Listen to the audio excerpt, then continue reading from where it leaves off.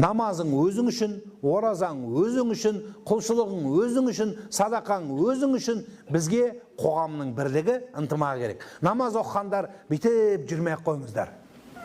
Намаз оқимын деп. Ана жақта қабыл емес шығар, білмейміз ғой. Имам Ахмад айтады, түні бойы тахаджуд оқып дейді, түні бойы тахаджуд оқып, күндіз елдің ішінде бүйтіп жүргенше дейді, түні бойы ұйықтап, күндіз дейді, бүйтіп жүрген жақсырақ дейді. Бейшара болып дейді да. Өйткені түні бойы намаз оқыған адам бүйтіп мақтанып бастайды.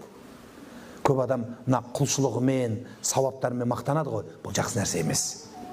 Бұл қағида бар, мынандай ереже. Адам құлшылығымен мақтанса дейді, күнәсінің көптігінің дәлелі дейді. Құлшылығымен мақтанса біреу, мен 17 рет Меккеге барғам, 64 рет қой сойғам дегендерді айта берсе дейді, оның күнәсінің көптігіне дәлел болсын дейді. Мақтанбаңыз, жасырыңыз. Ата бабаңыз жасырған ғой өзі. Садақа бергенде де бүйтіп орап береді біздікілер. Сол молда отырады, ашамай жағын үшін түйіншек не салды деп 2 күн бойы. Солай. Сондықтан да жасырып істеген жақсы болады. Садақаны, қайырыңызды ешкім білмесін.